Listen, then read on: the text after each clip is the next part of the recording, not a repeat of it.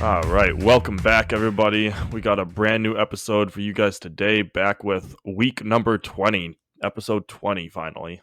That's wild, man. It's like 5 months. I was Yeah, thinking about that the other day. It's it's crazy. absurd. We've gotten so far. Yeah. It doesn't feel like 5 months though, but we started beginning of September. Yeah, this was just a little passion project for both of us, and here we are. I mean, 20 episodes in. There's a lot of podcasts that don't make 20 episodes, so that Yeah. alone is that's a feat that we've already overcome. Especially at 2 hours per episode too. Like most of the bodybuilding podcasts I see are like no more than 40 minutes per episode. And it's like, There's I don't know, I just feel like the information that could be provided for each of these episodes, 40 minutes is not long enough in my opinion. Yeah, I saw there's a gal who started a podcast that goes to Empire, and I tuned in for a little bit, and she's doing like 15-minute episodes, and I'm like, I don't think Paul and I could finish our introductions by 15 minutes. Yeah, the episode before, so episode 18, we were going to talk about back, and we got like a half hour in and just shooting the shit, and then we're like, yeah, let's just ditch that idea. It's like we would have never have done anything. Like, yeah, the 15 minutes is definitely not enough. I mean, even 40 is like really pushing it because, like, if you're doing a YouTube video and you're presenting one topic in particular, that's one thing. But it's like, we're talking about a vast topic typically. So like back, talking about your overall back. It's not like we're talking about the results of Anandral on an 8-week study. That can be 15 Yeah. minutes. But like talking about something so big, 40 minutes is definitely not enough time. That's for sure. Even Or 15. even just Fuck. like for the past couple episodes, we've been doing the series of hypertrophy essentially.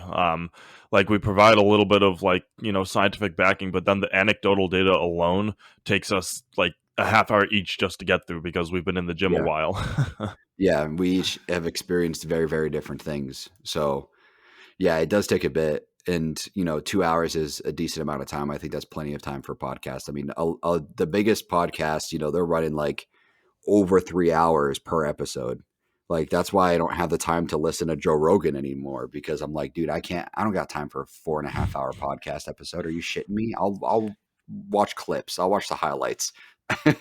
And he's pumping out 5 of those a week. So Yeah, it's ridiculous. I'm like, how do you have time for this? And he talks about how he reads the books of these people that he's going to have on and like researches them and shit. And I'm like, how do you have time for anything? Like, Jamie has to be involved in that. He has to be like I mean, doing it's a half of the team. work. Yeah. It's definitely a team of people. I know that for sure. It's got to be because they're doing marketing, they're doing logo design, they're doing advertisements. Like he's got to have at least like a couple marketing people that manage like partnerships and manage his advertisements and stuff like that. And like he's got a whole team. It's all through Athletic Greens. Yeah, that's fucking all his ads are now is Athletic Greens. I'd be surprised if his team is less than 10 people though. I mean, to like run that podcast because that's his main source of income. And if it was me with the money he has, I'd invest in people so that all I had to do was like maybe read a book and then record the podcast. That's what I would do. I mean, Spotify alone is giving him what, like 10 million a year, something like that. Oh, it's Like, way more than that. Way more than that. Let me look that up. I know the big contract is worth like, I don't know. I thought it was 60 million for the big contract. I might be wrong, but Oh no, it's retarded. It's nowhere near that. Yeah, so Spotify paid Joe Rogan at least 200 million to host the Joe Rogan Experience exclusively on its platform, according to New York Times. Double the Wall Street Journal's initially reported figure of 100 million. So that's this is back crazy. in February 2022, and when they reported 200 million at least. That's all they know is at least 200 million. And the thing is too, like Joe is so set, like he has such a large audience that if Spotify, because a lot for the entire time of him being on Spotify, his people, or not his people, Spotify's people have tried canceling him. They've tried getting him off Spotify, and it's constant. But if Spotify ever were to terminate that contract when it's up, and he goes to any other service, he's making just as much money to go to those other. Like if he went to like Absolutely. Apple Podcasts, they're gonna drop like 9 figures just to get him onto that podcast because he has his pick of the litter. So he's going to have them bid against each other to have him on their podcast. So if Spotify doesn't keep him, like they're fucked. honestly. Yeah. And as far as podcasts go, like they're over. So he's such a good spot right now. And I think it's well deserved. I think he's a really hard worker, and I think he has deserved all the success that he's earned in life. Some of his opinions obviously is very controversial, and whether or not I agree with everything he says is up in the air, but good for him. That's Well, for sure. the one thing that I take away from, because I listen to Rogan at least one, so he puts out like 5 of those a week. So I listen to at least one a week. I can't do all 5, but I listen to at least Yeah. one a week. And the one thing that I take away constantly from his stuff is that I learn how to become a better interviewer, because Fair. especially in our podcast, how we talk to each other, you have a lot more knowledge on the scientific side of things, and when it comes down to crunching numbers and whatnot. So I really focus on learning how Rogan picks his questions and picks his times for his questions to enhance the conversation. And he is Yeah. a fucking magician at that shit. Yeah, he's very good at that. And it's almost like borderline like he doesn't have one, but it's almost like he's like a journalist. Like has like a journalist degree, because he's been asking questions for so long in so many different episodes. Like, experience is better than any schooling can ever get. So Yeah. I bet you he can run circles around most journalists when it comes to interviewing. So it's very interesting to see that. And I mean, I'll watch only when he has very specific guests on. Like I watch like the More Plates, More Days episodes that he's had, and all the bodybuilders, and even some of like the nutrition guys, who are like on the extreme side. There's that carnivore doctor that he had on, and I watched Always that. So always listen to the whenever Andrew Huberman goes on, yes, anytime Andrew he goes on. Huberman. I don't watch a lot of Huberman's content himself, but I watch what he's on other people's Yep. content. Yep. That's what I like. But yeah, that's when I listen to Joe. It's not constant. I mean, sometimes I'll watch like a comedian that I like when he had Louis C.K. on there. I Yep. listened. Andrew Schultz, I listened to that one. But it's just certain episodes I watch. I don't watch all of them, that's for sure. Jordan Peterson, that was a very good episode. His recent Jordan Peterson one, that was a couple months ago. That was a very good episode. Mm. But yeah, hopefully we can get to the point with this series, with our podcast to When we interview lock up people. that $200 million Spotify contract. Yeah, for real. I'd be like, I'd want most of our audience is on Apple Podcast, and then it's like, it's not too far off. Spotify and Apple for us is pretty close, but Apple is majority. So technically speaking, right now, statistically, we would do better on Apple. If we lock up anything more than $1 million at any point, I will drop my entire life here and move down to South Carolina with you. Yeah, well, then we would rent like an office shit. or something. Yeah, exactly, and we'd actually invest some money, but that would take a long time. And I think that at least until then, if we ever get to that point, I just enjoy doing this. So if you guys are listening, this is just a fun project for us. This is just something for us to enjoy doing. It's an outlet for us. This is where it all started. It's just us being able to talk. And, if you want to listen, great. If you don't, that's up to you. But it's like, I'm not bothering so many people with all this information, because before the podcast, I want to talk about it and have nobody, like, I talk to you about it, but we wouldn't sit down for 2 hours and talk about it. So this is our outlet now to talk about these topics and, vent and, get the stuff off our chest. It's a good thing for us to have. And, I really enjoy doing it now that we got the video involved. We're editing that. We got the, audio editing and everything involved.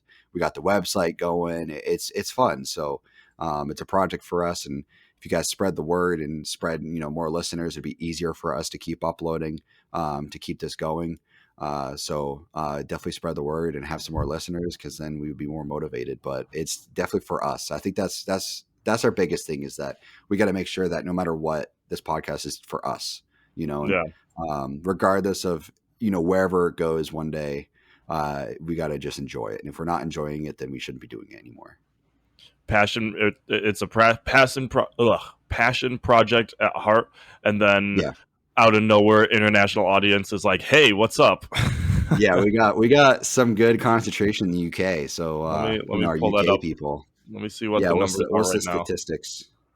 All right. Dashboard. See if I can pull it up on my phone. 12% of our listeners in the UK. Yeah, wild.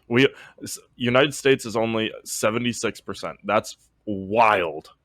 Yeah, so a quarter of our listeners are international. Oh my goodness. Yeah, crazy amount of countries. Latvia, what's up, Latvia. baby?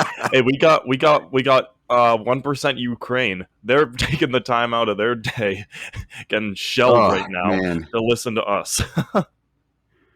hope you guys are okay over there in the Ukraine if you're For listening. real. Hope you're Yeah, still we hitting got. the gym at some time. Yeah, if you guys are able to, you got something at home or something like that, some resistance bands. I see what you did there. Resistance bands. Oh yeah, that was not intentional. Unintentional pun right there. That was Got not him. intended. But anyways, one thing I wanted to address. So we're going to be talking about arms and shoulders today, and ultimately how to build them. Because at least from my experience, so delts is not quite the same, but arms are very genetic based, in my opinion.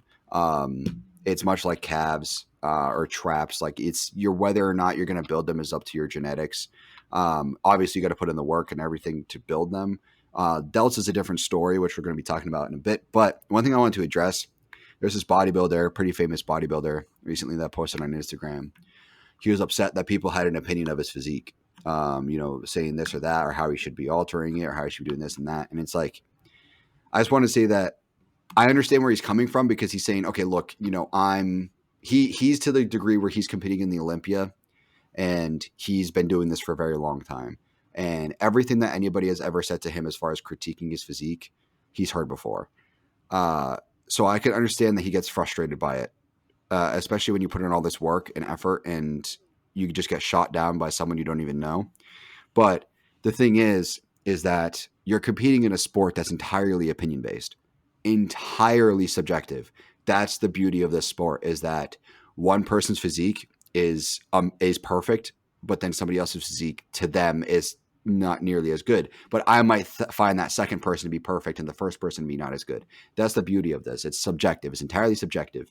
Much like food is. If you're a food critic or something like that, it's all subjective. So granted, if a food critic trashes on a restaurant, it's because that food critic did not like the experience. But then you might have a food critic who really enjoys the restaurant, but then disagreed with something else that the other food critic said. So it's entirely subjective. So I understand where he's coming from, but at the same time, it's like you're in the wrong sport to be upset about someone's opinion. And at the end of the day, you need to accept the opinions that your followers have. Obviously, you don't need to follow the opinion. So if somebody's like, "Oh, your back needs more development" or something like that, if that's the reality, then sure. But if you're just like, if you realize that maybe they're expecting something different, then obviously just brush it off. But the people are following you because of the physique that you have. And if anybody critiques you or says something negative about your physique, it's part of the game. This is part of it. You got to be able to take constructive criticism. And, there's times where, my coach will give me constructive criticism. And if I was sensitive, man, it'd fucking ruin my day. But it's a reality, like if he's like, "Oh, you're building fat, here and there, you're kind of looking a little fluffy here." It's like, that's just the reality. And if you can't take that constructive criticism, you should not be competing in bodybuilding. If it's an opinion based, like for football, that's a little different because it's a team sport. You're working together. It's whether or not like how you do as a player is less important than how the team does.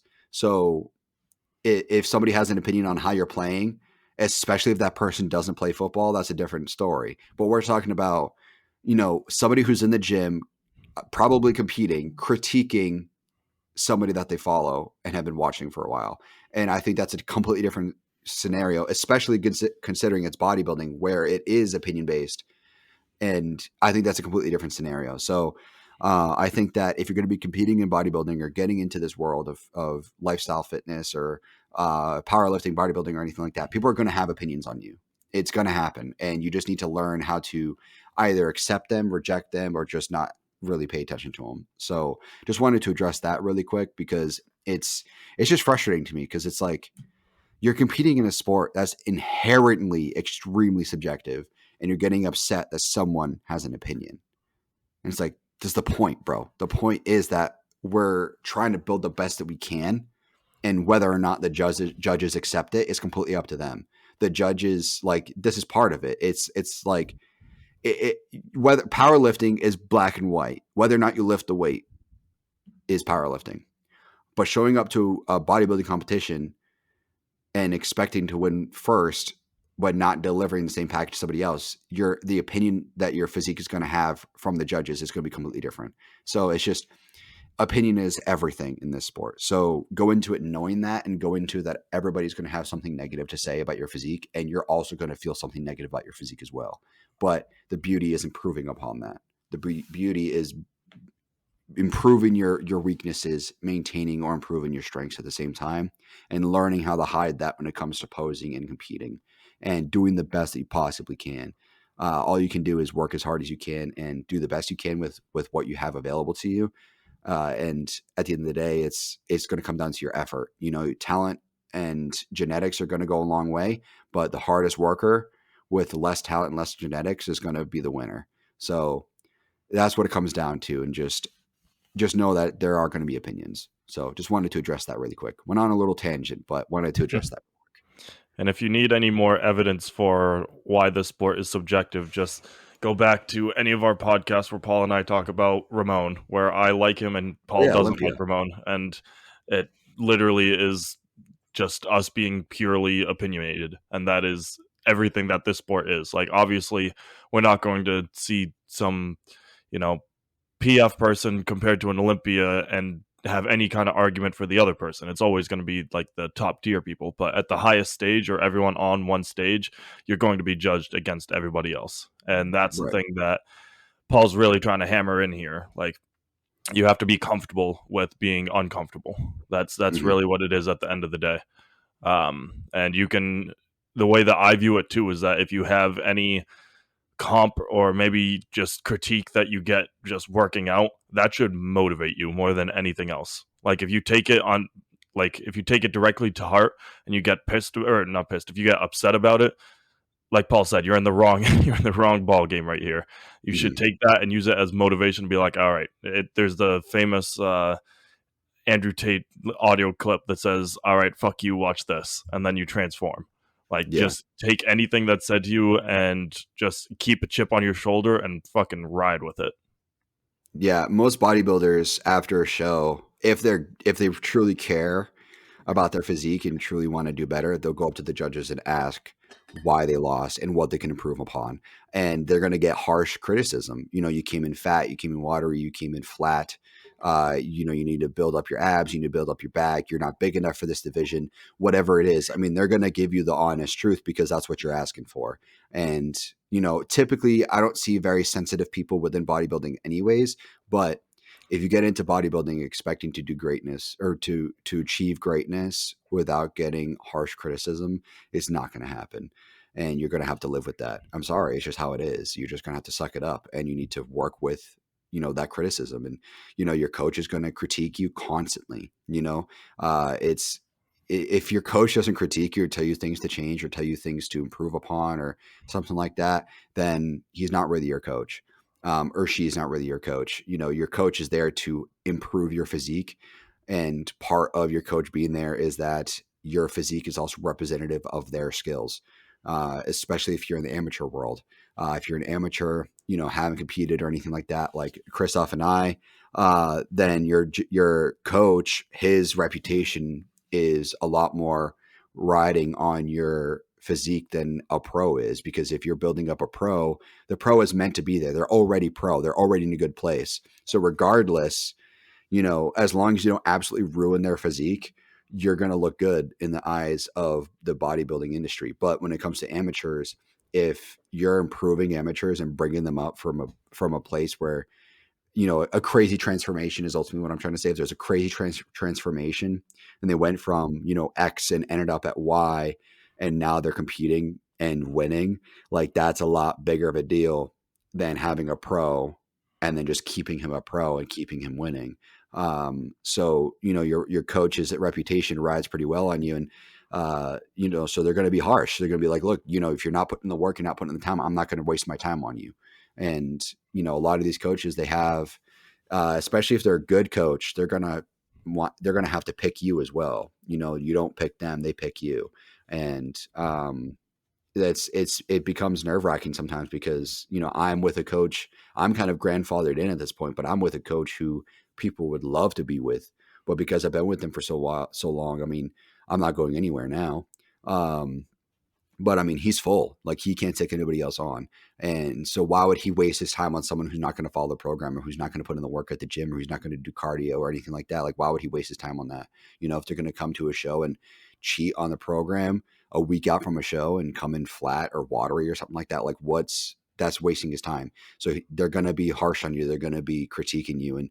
And if you have a social media presence, even a little bit, you know, you have 10 followers, they're going to think something when they see your physique. They're going to have an opinion, and that's just the reality of the situation. You know, it's not so black and white. It's very, very gray. It's very gray. And you got to accept that. So it's just the harsh reality, and wanted to address that because not many people accept it. You should. I think you should. But the reality is that people think that they're going to be amazing, and they can't take criticism. And it's annoying when they can't, because you're in the wrong place. And especially when it comes to the amateur world and having a coach, like, there's a reason why you don't just hop on stage whenever you want. Like, with the coach's reputation on the line, if you just, like, for example, I'm still in my almost like trial period with my coach, and if I decided to just hop on stage tomorrow, he would probably drop me the day after, because I'm not at all where I should be. I'm not deep in his program whatsoever, and yeah, I have his name attached to mine with him being my coach. So Yeah. I'd be screwing him over if I did that. So there's a reason why you don't do that, and you just listen to whatever he says or she says.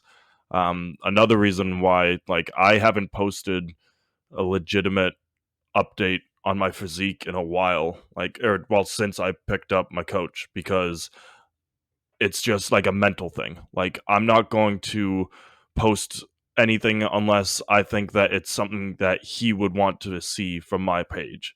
Like, normally I would post just about any time I took a physique picture, which was almost every single workout. And so there's not really a whole lot that can be taken away from that. Whereas now I'm being a lot more selective in what I'm actually taking for my pictures. Like, it's a lot more tiered towards, you know, I'm not doing every single pose after every workout. I'm doing specific things to see exactly where my pump is compared to the last day, where my muscle striations are. Like, I'm doing very specific things now, and I'm not just posting anything willy-nilly, because that ultimately, you know, would hurt, well, not hurt his reputation, because it's not like I'm not with size or build, but it's not to the standard that he has compared to some of his other clients. So it's a long process to be able to get back to that phase. Yeah.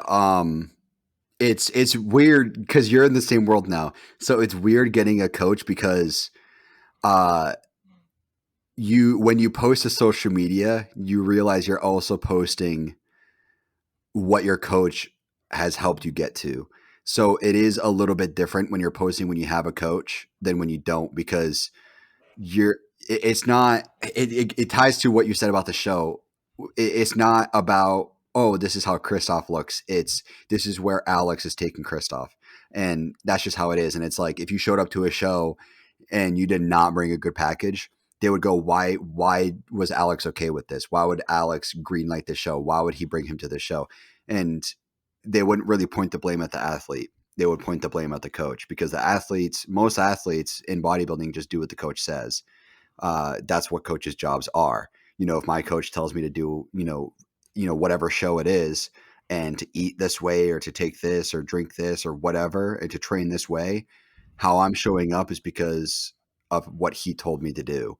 So it's not just a representation of my physique. It's also representation of his effort and his knowledge. So showing up to a show like that would be very detrimental to most likely his reputation, because they would see it as, him saying to do the show, not you just doing it, randomly. Not that ever happens really, but you're not just representing yourself, you're representing your coach. And I mean, even when when I compete now, it's different, a little different for me, because when I compete, I say I'm team Tom Cox, because Tom is my coach. Tom's the only one I ever talked to, as far as the team goes. But technically speaking, I'm on Team Unchained Physiques.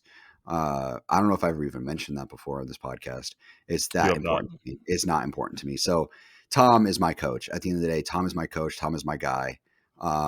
I've never even spoken to any of the other coaches. Well, besides Brooks, which I respect the hell out of Brooks, but um, I'm not Team Unchained Physiques, but technically I am. In the eye of social media, I am Team Unchained Physiques. So when I show up on a stage, I'm not just representing Tom or myself. I'm also representing Unchained Physiques, which a lot of the time, Unchained Physiques has gotten so large now as far as like social media presence. They're sponsoring tons and tons of shows now, and you're seeing their logo behind athletes. So when I'm on stage and their logo is behind me and there's a photo of me taken with the logo behind me, they're going to think, okay, we know he's part of Unchained Physiques. This is the package that Unchained Physiques is bringing. So it's not just me or Tom, it's also Unchained. So it is a different level, but to me, it's kind of like a side thought. It's kind of like, technically I am, but it's like, Tom is my coach. Tom's my guy. He's the one who's got me to where I am today. But yeah, so it is an interesting dynamic to have that, coach athlete dynamic, because you're not just representing yourself. So it's very interesting. It's like if you work at a job and the CEO is your signature in your email. Like that's what it's like. Hmm. It's very weird. It's like it's not about you anymore. It's about the both of you. So it's a good thing to have. It's very rewarding. It's a very proud thing to have when you start with a good coach. And I was very proud and still am very proud to say that I'm Tom Cox's athlete. I'm one of his clients. So it's a very proud thing to say, but it is also nerve wracking at times. So, little side thing that we went off a tangent here, but yeah, coaches are a weird dynamic, and if you don't have one, you won't understand until you do have one. And one last thing for that conversation too, and it's Yeah. just purely I don't know, just thought inducing question, but we talk about how like a coach might not greenlight you for a show or something like that if he's not happy with the package prior to that. And obviously the pro stage is a whole lot different, but I'm curious to think if there's ever been someone who got red lighted for an Olympia because the coach wasn't happy with them at that time. Oh yeah. Like it Yeah. got Absolutely. qualified and everything and didn't get the green light and just pulled out of the Olympia. Logan Franklin, first one that came to mind. That's exactly what happened this year. Well, that He was a medical qualified. thing though. Yeah, but I mean, he could have competed, but he wasn't going to bring a package that was going to do him any good. So they decided to pull out. Regan Grimes, way prior to the Olympia, decided not to compete. He's under Milo Sarkev. They decided not to compete in the Olympia this year to put on more size, because that was always Regan's problem at this point, was just his size. He was lean, he had the aesthetics, but he just needed more size. So, I mean, there are plenty of coaches who pull their athletes out of the Olympia typically way ahead of time, because there's no point of going into a prep for 8, 12, 16 weeks, however long it is, just to be like, yeah, we're not going to do it last week unless something emergency happens, like Logan Franklin. Granted, they decided to pull out, so it does kind of fit your question. But as far as like what physique they're going to bring, most of the time they decide not to show up to a show way prior to prep. And whether or not so that's why the Arnold is also a weird conversation, because the Olympia is so close to the Arnold. It's almost like you got to do the Olympia, do like a rebound off the Olympia, which is like, typically speaking, you eat not so healthy. You give your body the kind of junk that it needs, essentially. Not ridiculous, but like, you're not eating like a fucking bird anymore. You're starting to eat more stuff that your body can digest properly, and you're not just eating, rice cakes and chicken all day. So you eat a little bit unhealthier, and you also stop training for a little bit. I think C-Bum doesn't train for like a month after the Olympia or something, and he hops off in all gear right after the Olympia. But that's why the Arnold is a weird conversation, because I think the Arnold takes place in like March or something. So whether or not an athlete is going to go from the Olympia to the Arnold is an interesting conversation. I know Nick Walker is going to be doing it, but you can't like go into a full off season. So whether or not they're going to compete in the Arnold, they have to make a pretty quick decision, because it's either you commit or you don't commit. So that's a good way to answer that question. The Arnold is a better example of that because most guys, especially in the Olympia stage, focus on the Olympia. But now with the Arnold increasing in funding, increasing in popularity, I predict one day that the Arnold is going to become bigger than the Olympia. Um, and in a way, I kind of hope it does because Arnold has been the biggest supporter of bodybuilding since the beginning, and he's willing to put all this money into these winners and these athletes for this competition. And the Olympia makes so much more money than the Arnold does. It just kind of says a lot. So I think that as an organization, the IFBB, I hope that the IFBB has more of a shift towards the Arnold. But yeah, so to answer your question, the Arnold's a better way to look at that, whether or not they're going to bring the package that they want to bring, or if they're going to strain their body for something that they may or may not win. Nick Walker is going to be doing that. And I think Andrew jacked, but I could be wrong. But yeah, that's a good question. A good answer for your question, I think. Yeah, and that's kind of like how, the Olympia is the big one. Mr. Yep. Universe used to be the big one. Like Used to be. but it's a progression. There's always going to be that new dog that comes in Yeah. terms of comps, and then whether or not overtakes is just based on, you know, the crowd support. I think is a big part, but you're right with how much Arnold has supported it, and it's also fascinating to think that, Arnold in 75, 76, those first couple Olympias, winning like $5,000, something like that. And Yeah. nowadays his top winners are pulling in what, like, I want to say it's 60, 70 at least. Like, and he's For for placement in the yeah. Arnold. Yeah, pulling in, considerable amount more money than Arnold ever made from Oh yeah. bodybuilding. It's just Yeah. like Yeah. that kind of stuff just shows the love for the sport. And that's like why you brought up the point that the passion is why it's going to surpass the Olympia, and I can Yes. completely see that. Yeah, there was no money in bodybuilding back then. I mean, he might have made a grand off winning the Olympia or something like that. Like it was not there was no money. A lot of the guys were doing it to get to other places. Like It I hate was that I blank this, but the guy he was one of Arnold's motivators, actually, a guy that won the Franco Olympia, but then Columbo. became the first Hulk. Oh, Lou Frigno.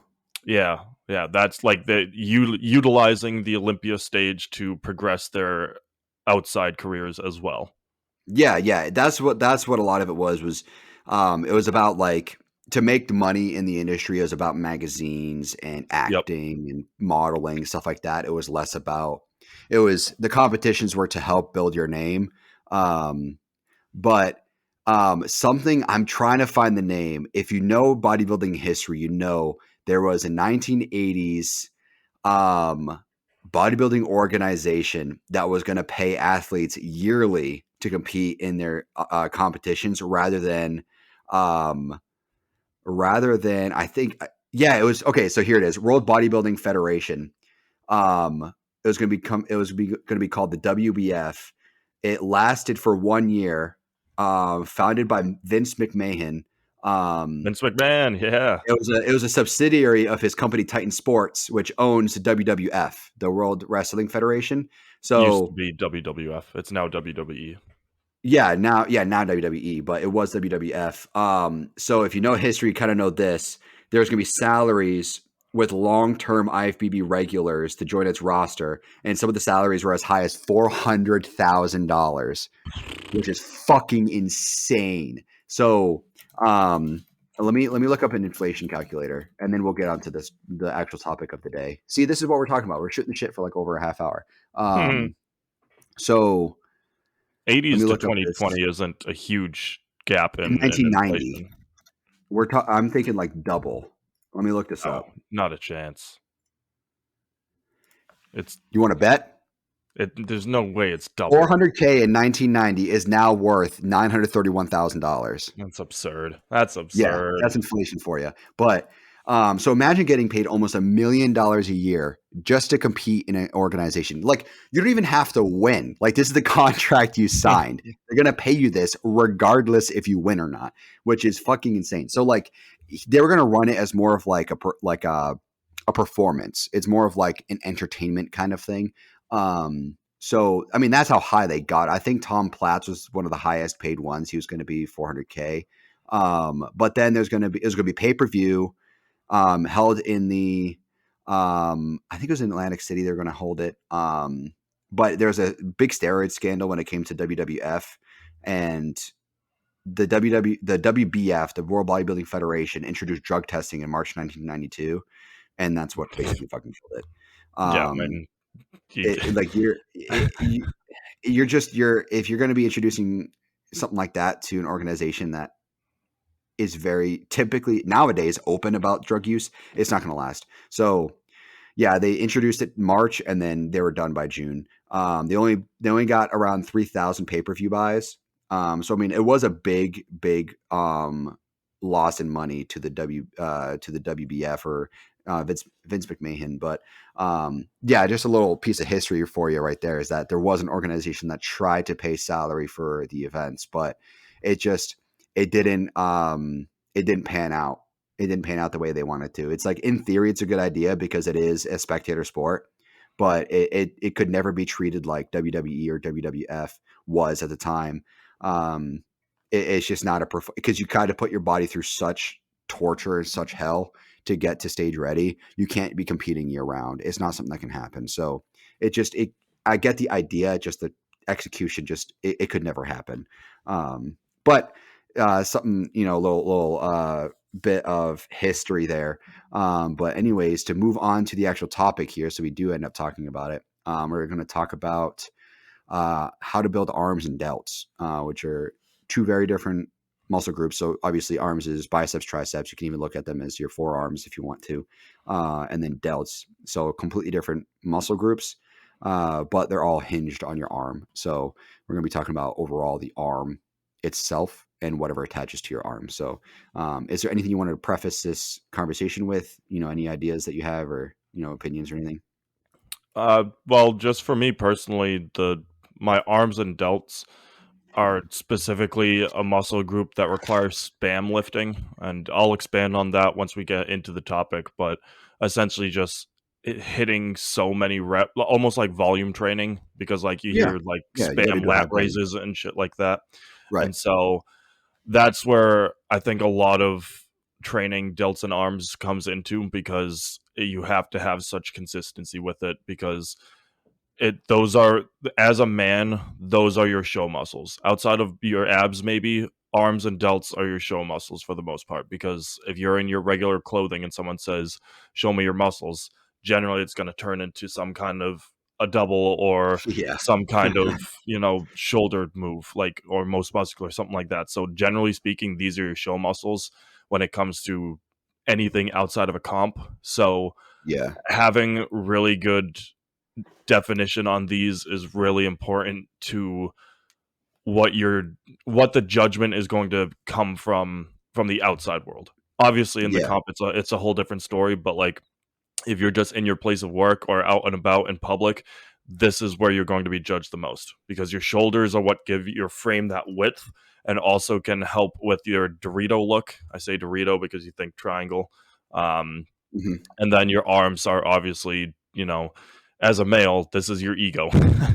Obviously, we've learned to detach ego at, outside of our place of working out. But generally speaking, as a man, arms are your are your ego point. So training these to have a good look is pretty big in today's modern world, especially with how social media impacts everything. So while we might not this conversation might not be as crazy in depth as we did with like back or something, but it will still be just as important, because with how much we are viewed, and again, this is for males.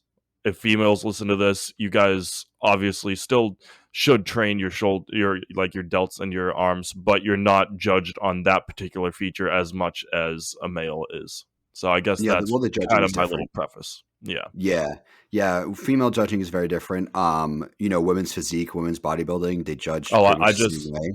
I just meant Um, in the general world too. in Yeah, society. yeah. Oh, fucking absolutely. No one's I was thinking going, "Damn, bodybuilding. girl, you got those doubles." Yeah, you got them guns, you got them cannons.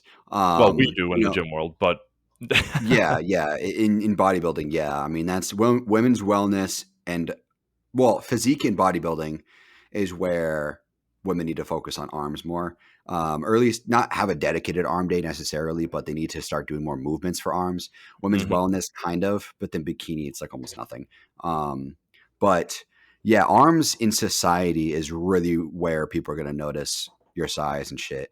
When it comes to the gym and overall physique, it's like, you and I notice more chest and back and legs probably. So the thing is like if you're experienced in the gym, intermediate to advanced, when somebody has just big arms, we think that looks fucking dumb. But then when somebody in society sees that, you're like, wow, this dude fucking lifts. And it's like, I see him doing 4 arm days a week. There's one guy at the gym. I only ever see him fucking doing arms or maybe like bench press. I'm like, if that's what you want to do, that's I completely up to found you, man.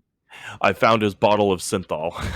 It's dude, it fucking looks like he takes synthol. I'm like, what are you doing, homie? There's one guy that used to go to Golds. I don't know where he's at now.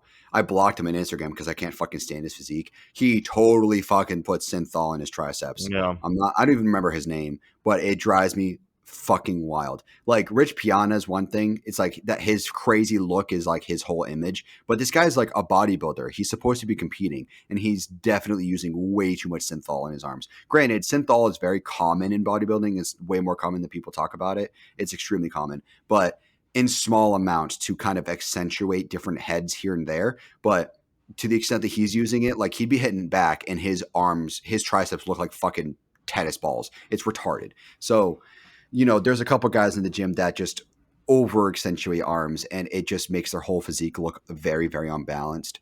They have to buy medium shirts, but then like they probably rip the fucking armholes trying to get The their arms through. schmedium. Yeah. And then Schmedium. like their back and their chest don't even fill out their shirt. It's just, to me, it's very backwards. I don't genetically have good arms. I have to put in a lot of effort to build my arms up.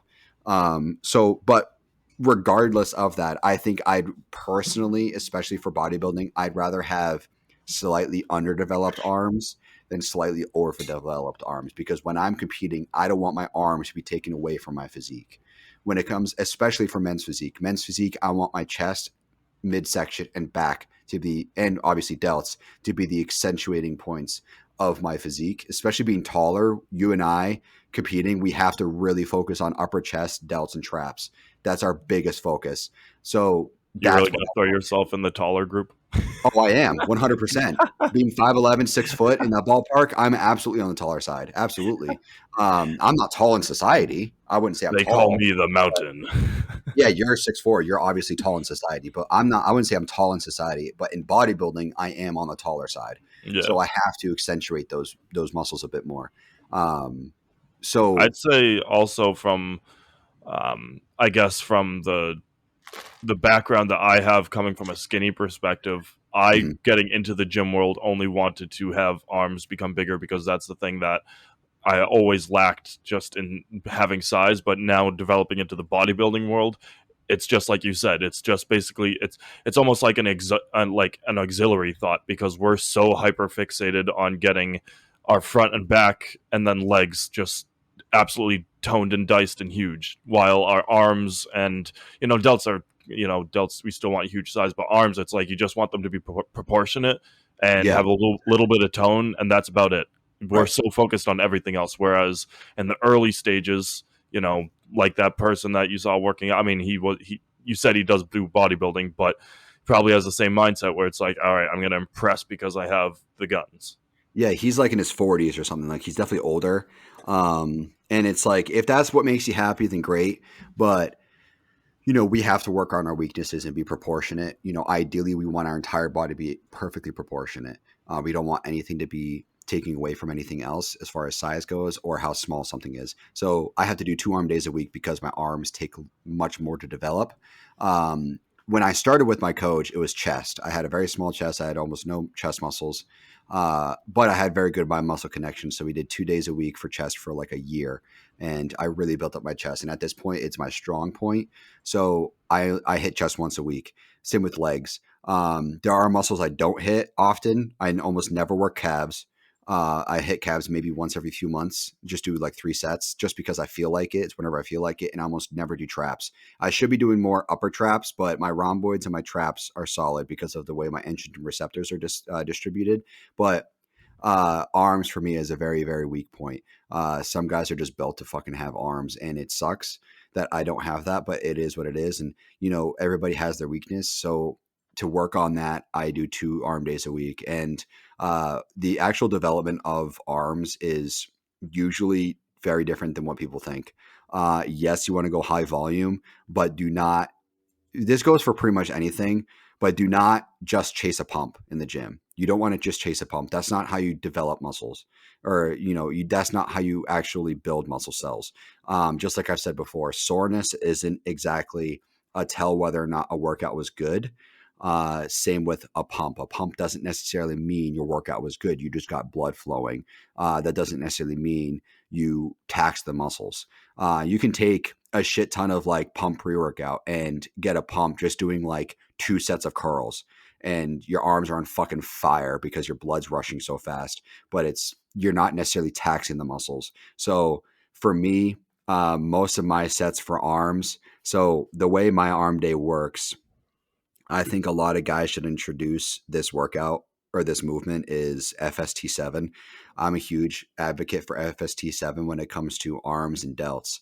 So it's going to be a good conversation today revolving around that, for me at least. Is the starting point for arms is FST7. The ending point for delts is FST7. I have a delt dedicated day, so they're not combined. But when I do arm day, which was yesterday, I start with easy bar cable curls and straight handle tricep push downs. It's the ones that I use. They're plastic handles that they're separate, and they come to like there's like a cloth point at the top that connects to the machine, so I can spread them out, but they're flat handles. They're bars, so I grab onto the bar and I push down with a flat grip.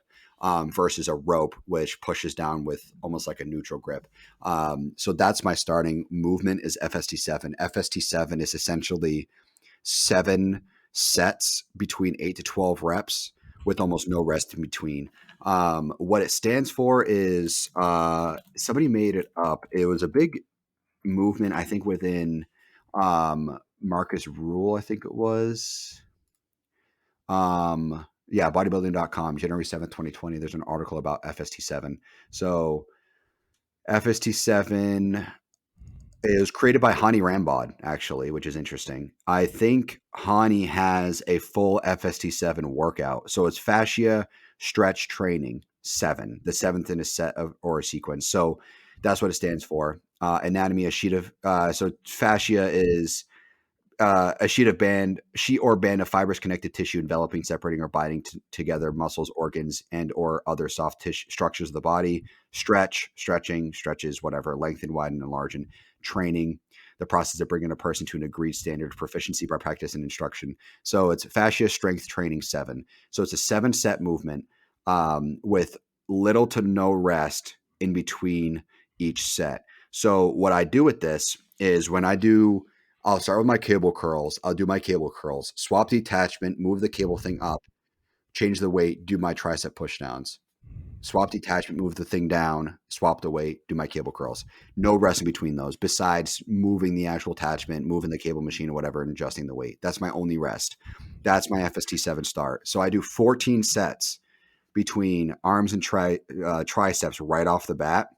And that gets my arms to already a pretty burned up space. It does create a pump, but my goal is to stay within the 8 to 12 reps. So really the first like 3 sets are kind of warm-up sets where I'm purposely stopping at 12. Ideally, the 4th set is like 12 is like you're like 1 away from your max. Like your one like failure is like 1 rep, maybe 2 reps away. And then 4, 5, 6, and 7 are absolute fucking failure. Ideally, you want it to be like set 4 is 12 failure. Set 5 is like 11 failure. Set 6 is like 10. And then set 7 is like 8 or 9 failure. And then when you get set 7 up to closer to 10, then that's when you adjust the weight. Because when you adjust the weight for the top set, you adjust it for all of it. So it's not just about going from, 80 pounds to 90 pounds for your top set. It's going from 60 to 70, the 70 to 80, then 80 to 90, then 90 to 100. It's increasing all of the weight. So the overall entire workout or exercise is going to be extremely difficult at that point. So it does take longer to progress through because you need to be sure you got to adjust it from the beginning, not just the end. You got to be able to know that you can make it through the whole thing. So it is kind of weird to get used to at first because you need to be really picky with the weight. So like doing FST7 on delts, I'll do pin loaded shoulder press. My FST7 on that is about 15 seconds rest between set because I'm not supersetting it. So about 15 seconds of rest. And I'll adjust the pin, start the timer, and then go right back at it. Finding the right weight in there a few weeks ago when I added that to my workout was very awkward because I start off with like 100 on the machine and I'm like, okay, this is pretty light. I got 12, no problem. Then I'm at like 130 on set 3 and I'm fucking dying at 12. I'm like, okay, I clearly set the wrong weight. So you got to adjust it accordingly. And a lot of time you got to start lighter than you think. So FST7, I think, is a phenomenal addition to any sort of arm, bicep, tricep, delt movements, stuff like that. Because there's so much volume there. I mean, if you added up all the weight I was lifting as far as volume goes, we're talking like probably like 10,000 pounds between biceps and triceps. Maybe not that much, but it's pretty close. Between 7 and 10,000 pounds of volume because you're just lifting so many times.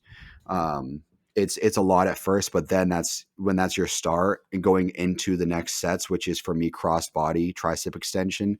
So the cable, if you're watching the video, the cable's up here and I'll pull the cable down this way and then extend this way. That's how I do it. So the cable's to my left or right, depending on my arm, and then I extend it the opposite direction. So that's my cross body extensions. And then I also superset that with dumbbell curls. So typically you'd start with something like that, but starting with FST7 and then moving into that, you're already fucking starting a hard arm day. So that's how I start. And that's how I've learned that my arms build is through that. And it's lower reps for me, actually. It's like 8 to 14 reps for most of my arm sets, honestly. And that's how it's worked for me. Delts is the opposite, though. It's very high volume. Well, I think that you brought up a really good point with the FST7 stuff when you're doing arms, and it's what we see, at least what I see a lot of personally, is that when someone is training arms and when you to get a really nice pump, obviously we say don't chase the pump, but to get a really nice pump, you're stacking volume over anything else in terms of building that pump in your arm. And what Yep. most people, or what not most, but what I see a decent amount of is that people are not as focused on their progressive overload as well, which makes it so that they're literally going in week after week and taking the same weight. And while they might be getting nice pumps and their arms might be starting to look nice, they're not actually getting any stronger. Nor are they, building additional muscle into their, if we're talking biceps, triceps, forearms, whatever particular arm group we're talking about. So whenever we have these, like Paul's FST7, that's a ton of sets right there that you have to do and, scale through. Yeah. You can't do that. Like if you take someone who's their only arm day is like, just doing like 3 different kinds of curls for 3 sets, straight 10 sets or straight 10 rep sets or something like that, they probably won't be able to survive an FST7 right away because they're not used to that style of progressive overload. But it's what you need to be eventually pushing yourself into. Maybe not like the kind of sets that Paul's talking about specifically, but still focusing on your progressive overload because, yeah, you might get a nice pump, but at the end of the day, you still want to be getting strong. You still want to be building more muscle inside of your individual muscle groups. So progressive overload needs to be prioritized. And that's just, it frustrates me so much that like people aren't willing to push themselves to failure on an arm movement because of the ego. Like, it's far more satisfying for someone to take down 10 pounds and just rep out and never ever shake. When I talk about shake, I'm talking about, trying to get that last rep up and you're sitting there just shaking, trying to get that weight up, because that's the point of failure. And if you don't have your detachment from your ego, failure on an arm day will really fuck with you. But if you're able to detach yourself from that, our goal is to reach failure every single workout. Like, regardless of what exercise you're doing, you want to be training to failure. And Yeah. it's a mindset thing more than anything. Um, and so that's why stacking that progressive overload. My arms, I used to have a dedicated arm day. My coach's plan doesn't have that anymore. It splits up my biceps on my back days and triceps on my chest days, with forearms only having one exercise in on my back and bicep day, and it's supersetted at the very end of the workout.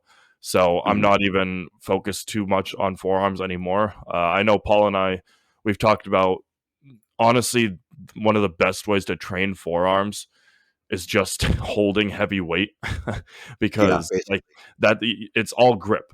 Because if you think of your forearms, all of the muscle fibers attach into your hand and your wrist. So if you focus on having a strong grip, naturally your forearm will, because that's actually how you flex your forearm. Yeah. You flex your forearm by closing your fist and sitting there and watching your muscles within your forearm flex that way. So Yep.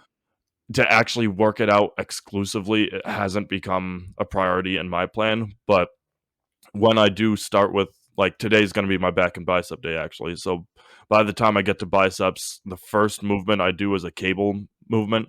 And I will preach night and day, 365 days of the year for 100 years or however long I got, that cable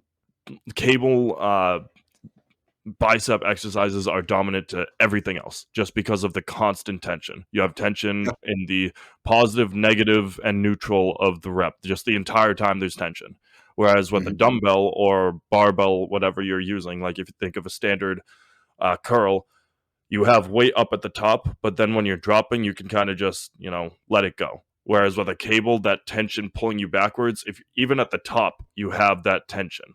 And that's Yeah. why I think it's so important to incorporate as much cable work as you can for an arm day. So mine starts with a standard bicep curl cable, um, standing bicep cable curl, and that's just what I start my particular bicep movements with, just because, one, you can do high volume on a cable too, because you can, especially pin loaded ones, you can, manipulate the weight a little bit and get yourself to the point where you can do plenty of volume, but you can still progressively overload. And with the constant tension, it's just phenomenal. So Yeah. I think if you don't have at least one cable exercise for your whatever arm day, you really need to add one, because it's just so, again, personal, anecdotally, such dominant to any other kind of movement when it comes to arms. Yeah. It's cables are, I think, very, very good for arms, especially triceps. I think a lot of free weight, body weight triceps is just too harsh on the joints, in my opinion. We're not like you're not. Here's my thing. So to really truly hit triceps a really good way with free weights or body weight or whatever it is, you have to have really good mind muscle connection. And for a lot of people, especially if you're on the beginner side, close grip bench press is not going to be your ideal movement for triceps. I do close grip bench press, but I haven't. For the first few years of my lifting, I didn't. It just wasn't. My chest would start to activate, my shoulders would start to activate. It's not ideal. Um, so cables for triceps naturally, with the way our bodies are ergonomically built and the anatomy of our biomechanics, tricep cable movements are definitely superior in my opinion. You also have a much less risk of tearing a tricep. Whenever you talk to someone who's torn a tricep, I would put money on the fact that it was something involving free weight, money. And like the actual chances of somebody tearing a tricep from cables to me is just fucking like there's no way. There's no I don't think I've ever heard of it. So it's just safety wise, it's much better for your joints, for your muscles, for triceps to have more of a cable focus. Obviously, you want to have an ideal mix of movements, but especially when you're a beginner or especially your key movements should be something cable based. At the same time, rely on your biomechanics for these movements because everybody's biomechanics are different, especially for arms. The way my arms work is completely different than the way yours work, Christoph. So, uh, you know, the idea of them is similar, is the same thing, obviously, just like any muscle, but the what our arms agree with are completely different. So for me, my arms enjoy more gravity heavy movements. So like for cable machines, there'd be less pulleys. It'd be more weight driven down to the ground. Where some people's arms like more resistance, where that involves like 4 or 5 pulley cable machines. The Golds I go to has those two options. It has a Nautilus cable machine and it has an Arsenal cable machine. The Arsenal is a 2 pulley machine that's more gravity based, where the Nautilus is kilo based. It's kilogram measured, but it's super high resistance. So if I were to do like crossbody tricep extensions, I can maybe do like 7.5 kilos and I'd be fucking dying on that machine because there's so much resistance. You're lifting less weight. You're just fighting the pulley system. Where with the Arsenal machine, I can do, so 7.5 kilos comes out to like, I don't know, like 18, 19 pounds, where my starting set on the Arsenal machine is like 30 pounds. That's my starting warm up set. So it's just the way the weight is displaced. My arms agree more with the gravity focus. But like, for instance, Ben Gaines or Hunter Labrada, even probably Logan Franklin, the main cable machine Hunter Labrada trains with, and Logan trains a lot with him, I think, is resistance based, which is this, I think it's the same Nautilus machine. It's resistance based. So listen to your biomechanics when it comes to arms. For biceps and arms too, it's because, okay, so arms, just like legs, they're separate appendages. So don't make sure, you're going to have weaknesses in each one. That's one thing. You're going to have weaknesses in each one. Don't go out of your way to try to fight those weaknesses. Don't be changing the weight. Don't be doing 30 pounds in one arm and 25 in the other. Do the same weight, do the same reps. We've talked about this before. Sometimes just a couple reps might be harder on one side than the other. But for me, the way I've learned that my arms agree more with is instead of like alternating curls, it's more straight curls. So I'll grab dumbbells and just do curls from each side at the same exact time. So as if I'm almost holding a bar. That's just what my body agrees with more than alternating. And I can also tax the muscle a bit more. When I'm doing alternating, I get that rest in between each rep. So it's not as taxing. That's just what my arms agree with. Tricep push, tricep bench or close grip bench, my body also agrees with very heavily. But I wouldn't recommend that to anybody who's relatively new in the gym. You need to be very, very confident in your mind muscle connection with your triceps in order to truly hit that properly, and also have proper form too, because it is a kind of a weird movement and it's a lot of weight over basically your belly. So if you drop that, it's gonna fucking hurt. I've dropped it before. I dropped, it was like 185 or something on my stomach and fucking hurt. I was okay. I didn't break anything. I didn't break a rib, thank God. But it could have been way worse because my top set at the time was 225 for tricep bench press. So could have been way worse. That's for sure. The gym owner comes running in. Did he sign the waiver? Did he sign the waiver? Oh yeah, dude. Waivers are fucking so important to the gym. Like that's the first thing. If you've ever worked at a gym or gone to many gyms, that's the first thing they ask you. Have you ever signed a waiver? And then if you're like, yeah, I think so, then they make you sign another one. Yep. Like just to be sure, because they would get sued into oblivion if somebody got injured and didn't sign a waiver. So yeah, that's really funny to point out. But and then incident reports, every time something ever happens, there's an incident report. I fell in a machine once at the Golds I go to, and they had to fill out an incident report. I didn't sign anything. They just filled it out to reference when it happened, what happened, what went wrong, stuff like that, because it was the way the machine was built, which actually Arsenal came and fixed. It was a recall basically. So it wasn't my fault. It was the machine's fault, which is going to sound like I'm kind of defending myself, but it's true. Hmm. It was the way they built the machine was kind of dumb. But yeah, incident reports and shit. But yeah, so arms, cable focus, definitely. But also listen to your arms as well. I mean, for me, my body doesn't agree with skull crushers at all.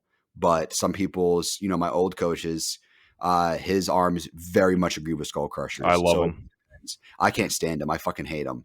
I just can't. I can push weight on them, but it doesn't. To me, it just doesn't hit the way that I want it to hit. And it's just, I think that there's better movements for me personally. I would never bash on them. I think that that's a good movement, just not for me. And at the same time, it's also very taxing on your forearms, much like how preacher curls are when you have a fixed bar you're holding, whether it's like regular bar or machine preacher curls. So that's something to take into account. And I know you mentioned grip earlier. Something to do too is if you really wanted to work on your grip, let's say your grip was weak, one thing to do is on your arm day, just squeeze the shit out of whatever you're lifting. Squeeze the shit out of dumbbells, squeeze the shit out of bars, whatever cable attachment you're using, just squeeze it. And that'll help build up your forearms. At the same time, something I just started incorporating was rope cable curls. That's how Frank McGrath was able to build his forearms. What rope cable curls will do is kind of like a hammer curl essentially, but just better because it's not dumbbells, and it's going to help target the outside of your biceps and also your grip a bit more than the actual bicep head. So I'll send this back to you, Christoph, in a second. But the anatomy of your arms, let me look this up so I make sure I get the names correct. So the anatomy of your arms, let's say for your triceps, you're going to have essentially what's called the long head and the short head. The long head is closer to your body. It's going to be the more substantial part of your triceps. So your triceps in comparison to your biceps are about double the size. So 2/3 of your overall arm muscles are going to be your triceps. The other 1/3 is your biceps. So the longer head is going to be a bigger focus as far as actually developing your triceps. Not so much that you're going to get unbalanced, but just enough to accentuate your triceps. So ultimately, the two heads are called your triceps brachii. I never know how to pronounce that. Brachii. Yeah, triceps brachii. So that's what they're called, but the short head's the outer part of your triceps, long head's closer, and then your biceps.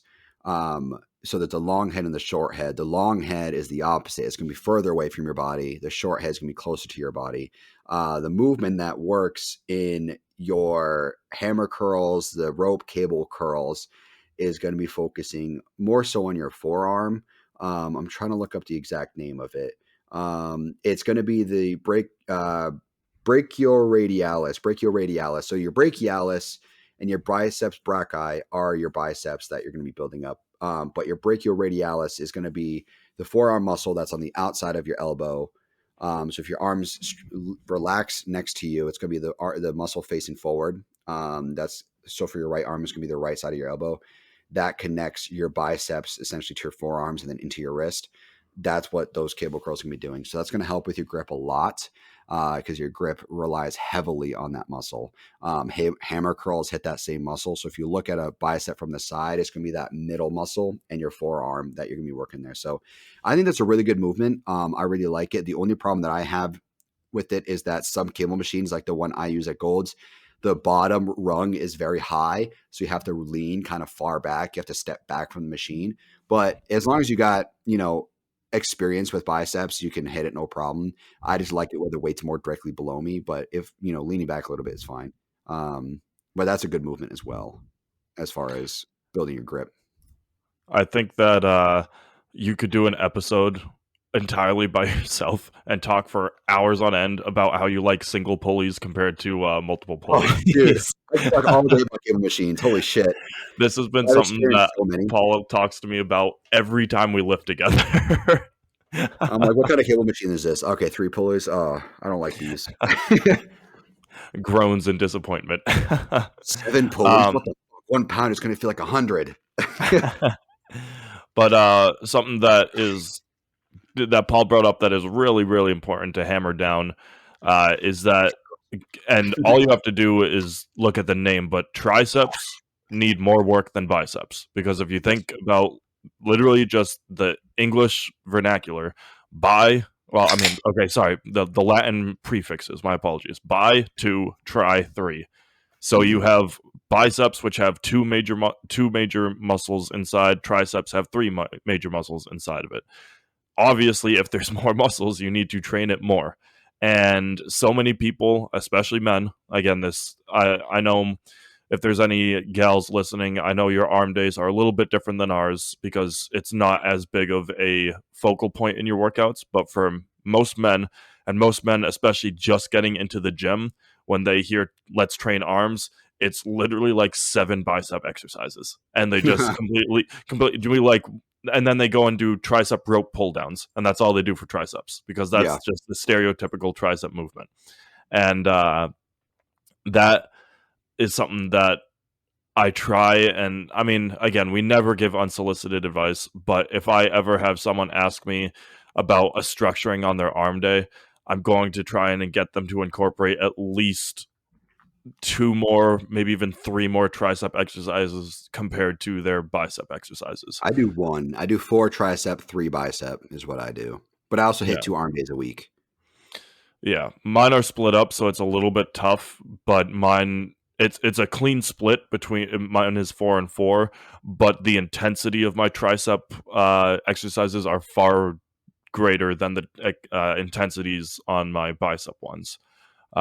Just because personally, my biceps are fairly well developed now in terms of tone and definition. So I'm just focusing on adding size, especially like my veins pop out real nicely on my biceps. So I purely just looking for size at this point. Whereas my triceps need just so much work in terms of there's size, but the complete opposite. There's a little bit of size, but there's no definition really. There's no protruding veins anywhere. So that's like what I'm working on for that. Um, so my intensity on my tricep exercises are a lot higher because I'm really looking for that particular tonnage and continuing to add size, obviously. Um, so just to throw an exercise out there for triceps that I think is also really undervalued is body weight dips, and then building into, if you have belts that can support plates, doing that, or if you want to look like an absolute fucking dog wearing the thick chains and even plate loading the chains. But body weight dips is such an unbelievable movement for triceps, not just for building size, but also burnout, because it's, in theory, you see people doing dips and you're like, oh, and I could do that all day. And then you actually get up to do it, and by your third or fourth set, it is burning so badly to do even getting to 10 can be excruciating come third or fourth set, especially when you start plate loading or adding weight into it. So I personally my coach has me doing dips as my second movement in my tricep day, which hurts me. I mean, it doesn't hurt me, but I have additional tricep exercises I have to do after that, like immediately afterwards. So I have my my animosity towards it. I love the exercise, but it hurts like a motherfucker. So personally, dips is one that I will. I preach this to everybody. But then you heard Paul mention earlier the flat bar tricep push down.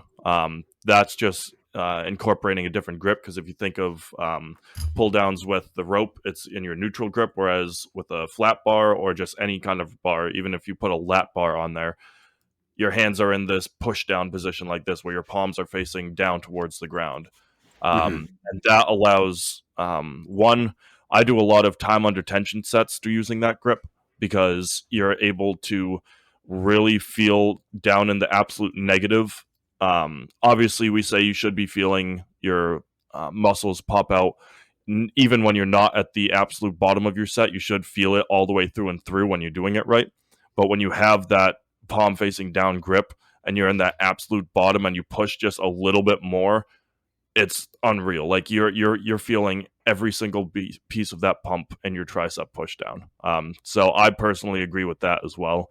Um, I just think tricep rope pull downs has become such a cliche thing to do when people say hit triceps that I avoid them at all costs almost. I just do anything like flat bar push downs, cable pulleys, like with just one arm and going like a piston. Mm-hmm. That's what my coach has me doing, but just anything to avoid the classic rope pull downs. I mean, the rope pull downs have always been one of the best movements ever created, basically for triceps. I mean, people have been doing them since as long as cable movements have been around. And that once the rope attachment was invented, I mean, that was one of the staple tricep movements for a lot of people. It's a phenomenal movement. Biomechanically speaking, if you approach everything science-based, it's not an ideal movement, so you shouldn't be doing it. But at the end of the day, biomechanics is not everything. Science isn't everything when it comes to training. You just need to listen to your body and just do whatever your body responds well to. So for me personally, it just depends. Sometimes I'm in the mood for rope pushdowns, so I'll do them. But for me, I can't stand. I don't see the point of them. Is like shorter ropes. I think if you're gonna do rope pushdowns with your triceps, they should be like relatively long rope attachments. I see a lot of people actually attach two ropes into the same unit and then pull them Yeah, all the way through, so you have almost like a foot and a half of rope to pull on. yeah. See, that makes to me it makes more sense. It allows your body to move, your joints to move a bit more. They're not so constrained to the smaller rope size. So using a smaller rope just to me doesn't make any sense. But if your gym has one, my gym does, where it's longer, it's purposely longer. Then use that. It allows more movement. But also with triceps, something that I see a lot of people doing wrong is they stand like right under the cable machine, and usually their shoulders are kind of up, and they're like, especially newer people, they'll like try to get the like part that attaches to the carabiner on the cable machine. They'll try to get that part like parallel to the fucking rope. So at the bottom they go and just like try to like flex it down. It's not what you're supposed to do. You need to lean back or scoot your butt back, lean Yeah, forward. I was going to Get say the weight. you don't want to be leaning back. No, yeah, I meant like scooting back, leaning forward. And then yeah, you'd probably fall over if you tried leaning back doing tricep That extensions. that's such an interesting thing to, yeah, Yeah, leaning it'd be kind back. of weird. And then so you want to lean forward, kind of get your body over where the weight's going to end up, and you kind of want to almost like if you're sitting down, try to push your hands into your knees, like the inside of your knees. That's essentially where you want it to be. You want it to be in front of you. You want it to be like a foot or two in front of you. That way you get the full range of motion. If you're going to be pushing the rope attachment like to the side of your legs, you're not going to be getting ideal movement out of that. So I see that happen a lot with tricep extensions. I also see people doing way too much weight.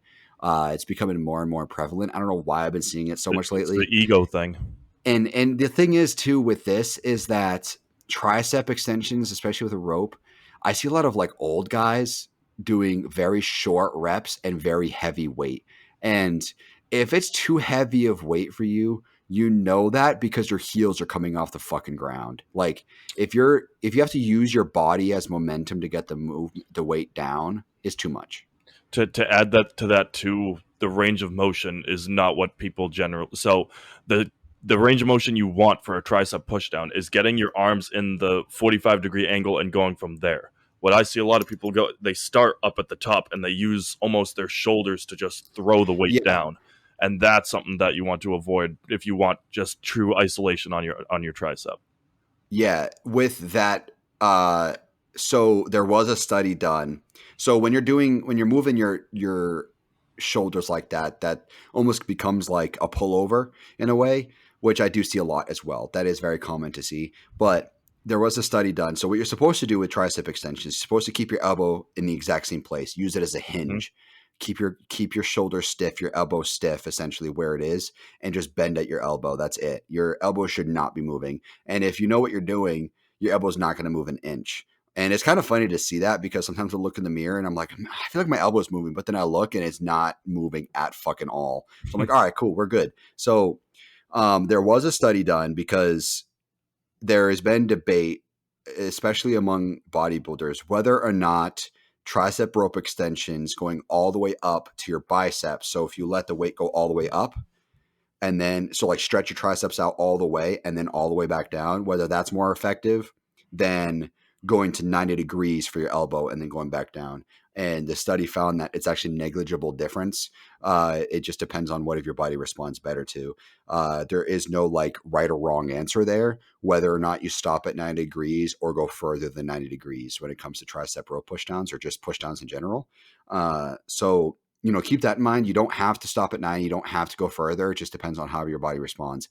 My body responds better to extending it all the way up. It's just how I've always done it. I've tried 90 and it just, to me, it was just too much strain on my tendon, my tricep tendon.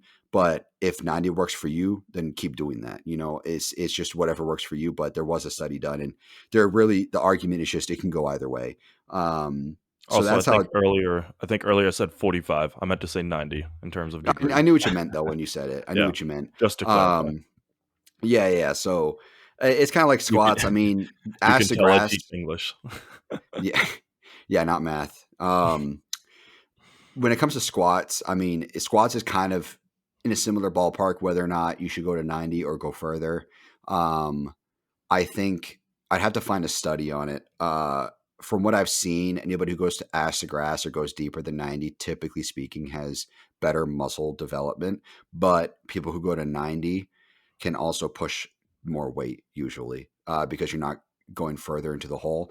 But that's also a different ballgame because you need to have the confidence to go into the hole of the rep versus stopping at 90.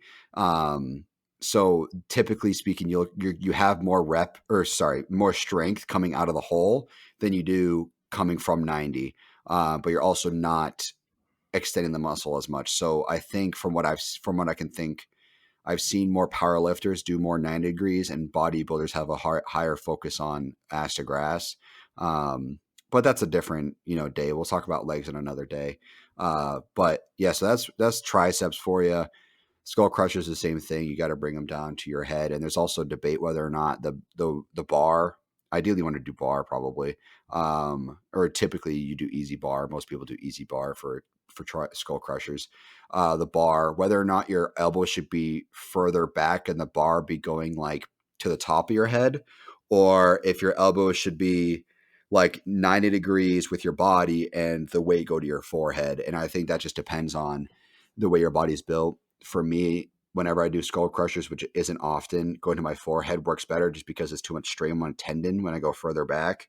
And I think there's also, just thinking about the biomechanics, it just makes more sense that going further back, you have a higher chance of snapping that tendon right there because there's more weight on that tendon than if when you're at the top of the rep, the weight is straight up and down if you're at 90 degrees, where if you're further back, with the weight's further back at 70 degrees, for instance, all that weight is just sitting on your tendon, just waiting to be snapped. So that's just the way the biomechanics make sense to me.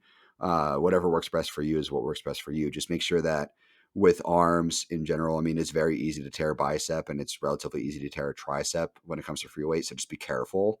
And also don't be fucking stupid. One of the biggest downfalls Callan Von Mogra ever had was when he did that barbell curl with Chris Bumstead way back in the day, like 2016, 2015, something like that, when he did that and tore his bicep, like clean from the bone, I think. I remember that. Yeah. So like, don't be stupid because it's such a stupid thing to do that because your arms are different lengths. So you're going to be the weight is not going to be displaced properly. Your tendon's going to be taken, like exactly what happened to Callum was what I would have expected to happen. So it's like if you and I ever did that, because my arms yeah, are like, a foot longer, not a foot, but they're considerably longer. longer. Yeah. So the bar is gonna be fucking slanted and shit, and it's not gonna be displaced evenly for weight. So I think Callum's taller and his limbs are longer than C-Bum, so I think that was his problem. So I mean, it was just don't be stupid with arms. Don't be stupid. And like you said, the ego. I mean, guys would be curling 40s and fucking swinging it. If you're when you're doing curls, do not fucking swing your curls. Do not swing them. You should be stopping at the bottom and then proceeding to the top. You should be stopping. Do not swing. Do not use momentum at all, unless you're doing like the last 2 reps and just trying to That's get what them I in. that's what I was gonna say. I think the only time Yeah, that swinging is okay, maybe not the last 2 reps, but that last set at the very end of a workout just to burn out, I think that's the only time it's okay. But if you're walking in and your first sets are "Hoi," I and see it so often. I see it you and so I often. both You're just know swinging. who we're talking about too, and in are the people we know, but it's infuriating to see swing on any kind of movement. Doesn't even have to be biceps too.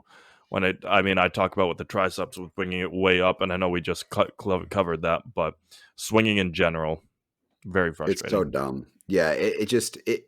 There's It's no ego. reason That's for all it it. is. Yeah, yeah, exactly. There's no It's reason. like There's no benefit. oh, did you ever? It's a video of a guy, and a bunch of people have parodied over it now. But he's got like hundreds in his hands, and he's full swinging and getting the rep, maybe to like 30 degrees, like maybe, Yeah, and then dropping it right back down, swinging the other side. That like there's you're not getting like if anything, that's a forearm workout, just gripping that kind of weight. yeah. It's so dumb to me, and uh, like it's also because you'll directly see the difference between guys who control the weight and guys who don't, and most likely you don't need to curl as much as you think you do. It took me a very very long time to get past like 35s for like my top set. My top set right now are 45s. I think I go for like 8 or 9. I think I got 9 yesterday for my top set. But I'm also not chasing a pump, so like the movement was very hard, but it's not like promoting blood flow is what that movement is not promoting blood flow. So I don't recommend it if you're looking for a pump, but uh you're most likely a lot of people are most likely lifting way too much for bicep curls. And it Because it's just ego. It's what it is.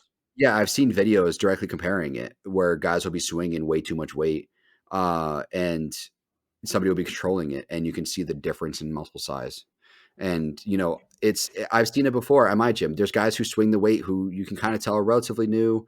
Maybe they play sports or whatever, and they're just trying to help with that or whatever. But then they swing 40s, and then I go up and grab 40s, and I'm controlling it all the way. And it's just you see the difference. You can see the difference in people. I think the one difference too between that we should clarify here is that we're coming from the bodybuilding side of things. Muscle Swinging side. is yeah, swing's pretty common in powerlifting because you're just trying to get the weight up at any It, it, cost. I mean, it Like depends on obviously it's the yeah that's it's per exercise, but an example I'm yeah, thinking of is I saw a video of bodybuilder compared to powerlifter on preacher curls, and the the bodybuilder is machine. going machine time Yeah, I under know what you're talking tension, about. Mhm. focusing on it, and then the powerlifter sits in and is almost using his back weight to help swing the weight up because it's all focused on just getting the weight up at all costs and doing it for as much as possible. Whereas we were focused so much on looks and hypertrophy, and that is directly resulted in time under tension, muscle control, and mind muscle connection. So Mhm. Yeah, there's a little I've seen difference. that video. Eddie Hall like reviewed that video or something like he like, they do those videos where they watch different videos and he like made fun of the guy. He's like, "What the fuck are you doing?" And then the bodybuilder gets in the machine, he starts lifting. He's like, "There, that's how you lift it. Like that's how you should be lifting." And it's like You if Eddie see Hall says that? that, set Have you seen that Eddie Hall is trying to make a make his journey into bodybuilding? yeah, It's I kind of think a that's got parody to be a thing at this joke. point, Yeah, it's a but joke. There's no way. he's got a road to the Olympia Instagram thing going right now, and he keeps calling out C-Bum. Yeah, that's stupid. They might collab at some point, but there's no way. It's been Um, hilarious. Yeah, it is. He's huge though. Like you see him next to Oh my C-Bum, god, like he's fucking enormous. Brian Shaw next to Sean that's what. Clarita was Well, that's actually what I was fucking gonna funny. say. It's actually Brian, fucking yeah, funny. I was laughing when I saw that. I was like, there's fucking no way. Like it's so funny the difference between Sean Clarita and Brian Shaw. Like Brian Shaw eats Sean Clarita every day just to lift the way he does. or when Brian Shaw came out at the Olympia to hand out the medals, That's what I'm fucking talking about. Yeah. mountain next to Oh, yeah. everybody around him. Yeah. Even like, People forget how big they are. well, it's because when they're so Brian Shaw and Eddie Hall do their collabs together, and next to each other, they look like regular dudes, which is why Yeah. nobody ever thinks. And when they're training, there's nobody else in the video, so they're like, "Oh, this, yeah, you can tell he's big, but you can't tell he's like a mountain." And then you put Yeah. him next to any normal human or even a bodybuilder, and you're like, "Motherfucker, this is like a He's giant huge. out of D&D." Like, Yeah. Yeah. Brian Shaw's like 6'9", 400 something pounds. Eddie Hall's like 6'4", 6'5". He's short for strong men. he looks short compared to Yeah. compared to Brian Shaw. Yeah, he's short when it comes to strongman competitors. Like that's why he had to stop so early in his career, is because he couldn't put on the weight like Brian Shaw or Hafthor Bjornsson could, because they're like 6'9", 6'10", and can put on way more muscle than he can when it comes to strength. So it's wild, just the size that you need. And you're right, when they're next to each other, they look normal because they're so big. But then you see them on stage, and it's like, what the fuck? Like they have to.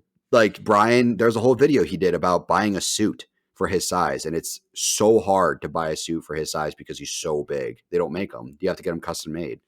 And the So, cost of material is like twice the cost of a regular suit. oh, it's ridiculous, ridiculous. But granted, Brian can afford it. He's got a lot of money, I Yeah. think. So same with Eddie. But yeah, I've seen that exact video, and it's that. I think, I don't know. I wonder if that's a troll or not, because there's no fucking way that, like, I don't know. It just, to me, it's like, it's so wrong to do to you how he's swinging that preacher curl machine like that it blows my mind. It blows my mind. Yeah. Like, it's like the guys with triceps that are like doing way too much weight, doing like a 20-degree movement, and it's like, when have you ever seen someone else do that, bro? Like, I can understand doing something a little wrong or whatever, you're not 100% sure, but it's like, you're doing it so wrong. Like, where did you see someone do that made you think, yeah, this is the right way to do it? It just doesn't make any sense to me. It's like, it's so wrong.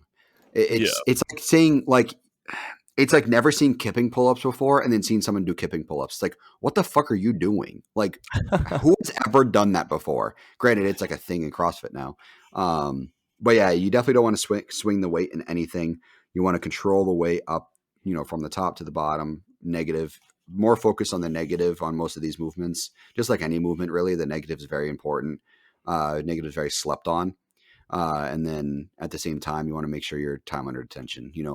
Ideally, you want a 3-second negative, 1 second positive, and 1 second pause at the top.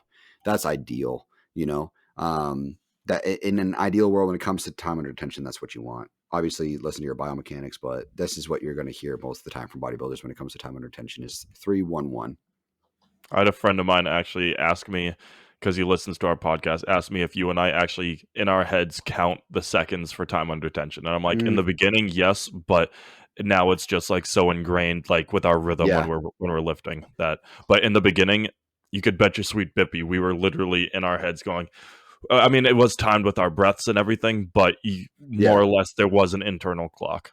Yeah, it's like resting. I was thinking about that yesterday. I was like, I have such an internal clock for rests. Even if I set a 1-minute timer, I'm starting to lift like within 5 seconds of that 1-minute timer, because I've been doing it for so long with the timer for so long. I just got used to it.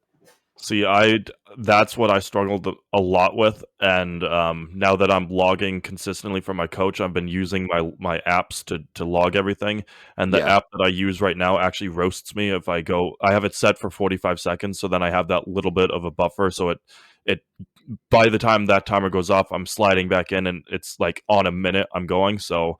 Yeah. But at the 45-second mark, it'll send me things like, didn't know it was phone day in the gym today. And that's funny. It just does these really goofy things. And it's like, it gets me to really actually start working out. I will, before we move on to delts, I just want to hit one last thing for arms. It's what I've been using as a finish. So this is a particular exercise that I like a lot, that I've been using as a finisher for what used to be my arm days, now the finisher on my back bi day, that my coach actually allows me to continue doing. And I have my reasons for it. I'm sure we haven't talked specifically why he included it, but I'm sure he has his own reasons. But overhead cable curls. I use these as a finisher for all of my arm days, and the reason why I do it. Okay, I'll give you my reason and then why I think my coach's reason behind it. So my reason is that by that point my arms are so cooked that taking lighter weight and just focusing on so much time holding it at the top, whereas moving it back, because also I'm so fucking wide and tall that my range of motion only allows me to go a little bit in comparison to everyone else standing Yeah. in between a cable machine. So it's so focused on the actual flexing that I do. The reason why I do it and love it so much is that it directly correlates to how I'm able to manipulate my flex on a front double. When I'm Mm. flexing for my posing or whatever, it's I'm literally have trained it so much because it's my last actual exercise and my last actual movement. And so my body just naturally likes doing a front double so much more because I have literally it's essentially weighted front doubles. That's the way that I view a preacher or not preacher overhead curl. Yeah, And it's how it so should be looked at, pretty much. exactly, and that's where I think also my coach's standpoint is because especially just beginning in the bodybuilding world, like men's physique is like your entrance basically into. Obviously, if I can put on size, like I'm moving into different categories and whatnot, but men's physique, like you want a really good upper body. Like I know you That's just all it is. posted the other day, like even though you're going to be in board shorts, you're going to fill them, you're going to fill them out. But Yeah. Yeah, I did. we're so focused on upper body in that particular division that being able to have your biceps in an awesome front double is so important. Um, and so I think that that's why my coach has it included right now. But I use it just because it helps me to pose better. Um, and I get to do it as my finisher. We go, um, the, I mean, obviously you still progressively overload it, but it's less weight, especially considering it's cables. People don't Yeah. realize that when you have to take less weight on a cable because of how much tension is constantly applied. People will try and curl what they curl regular like dumbbell and then try and curl it on a cable and they die because they don't realize how like Yeah. the pulley just saying fuck you, I'm pulling it back. Like so that's It's why I heavier. take It's so much heavier. absolutely. Um Yeah.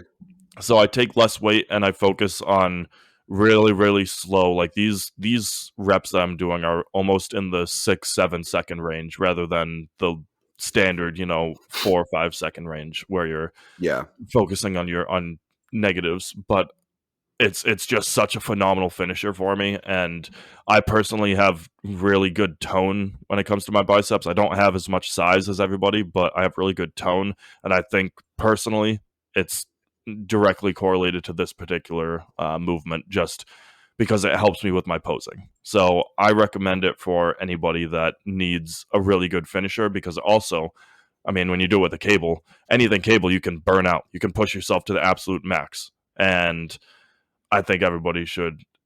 I mean, we already talked about cables being incorporated more and more. So give it a try if you want a really good finisher. Yeah, that should just be used for like getting a finishing pump at the end.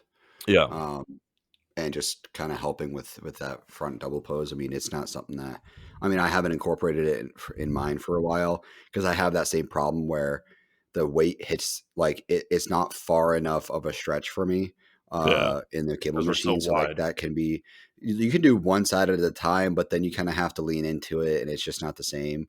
So I used to do it. I just don't really do it anymore. But it is a good pump finisher. If you want to also another pump finisher, just do like 2 sets or do 2 supersets of dumbbell curls and tricep rope pushdowns.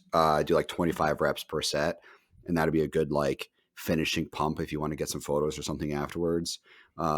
But I mean, obviously, that you're not really taxing the muscle like crazy. You're just building some blood flow. But moving on to delts, delts for men's physique is very important.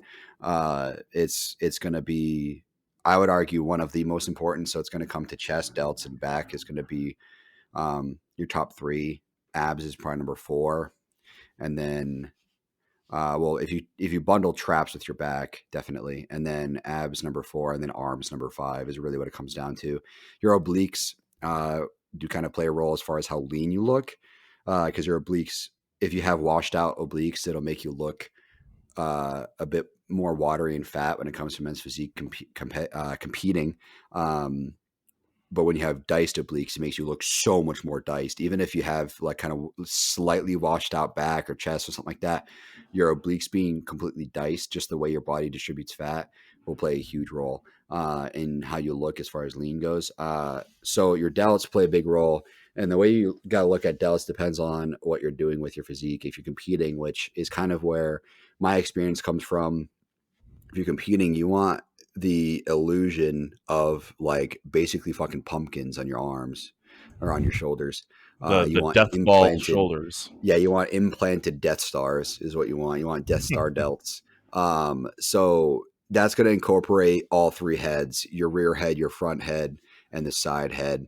Your entire delt is the entirety of your shoulder. That's your delt. It's your deltoid. But there's going to be three heads: front, side, and rear. How you build them up is going to depend on genetics. Personally, my rear delt builds up too much. So I have to I only do really one movement per delt, per shoulder day for rear delts. If I do more, they become unproportionate. Side delt and front delt, I don't have much good genetics in. But also, this is another thing to talk about too, is that your delt size and your delt look is going to come into play when it comes to anabolic steroids, because just like glutes, there's a lot of oils within your delts, and a lot of guys use their delts for pinning testosterone. Even if you don't pin in your delts are going to respond very well to anabolic steroids, because especially when you're taking something that promotes muscle size, because it's going to be targeting your androgen receptors and your androgen hormones in general. So we have, typically speaking, especially among guys, we have a lot of androgen receptors within our delts. I have a significant amount in my traps. It's just how I got it genetically, especially from my mom. I got a lot of my, honestly, I got a lot of my natural genetics from my mom when it comes to muscle building. And I got her traps and I got her calves. So I never really train them too much, especially rhomboids. I barely train rhomboids. But when it comes to delts, your androgen receptor distribution will play a huge role. And I mean, you could even, if you like, there are dudes who will just start taking testosterone and their delts will come fucking capped. So having capped delts, what that's going to look like. Let me look up a comparison photo. Maybe I'll feature this on the blog. Uncapped delts. So capped delts are going to kind of look like they're going to have more of a ball shape to them. So it's going to be that round pumpkin look. You're going to want that look to it. I don't exactly know why it's even called capped delts. So when you, it's a weird thing to have, because when you're having the way it's I think it's called cap delts because it looks like a cap to your arm, like you're putting a cap over your arm. But when it comes to cap delts, it's either you don't have cap delts or you do. It's kind of like a wall you hit, and when you hit it, it's clear as day.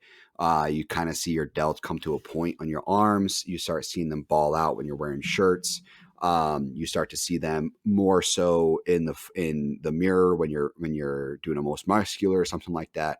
But until that point, they're going to look kind of soft. They're going to look like they kind of combine with your arm and your chest. There's not too much difference between your arm and your shoulders.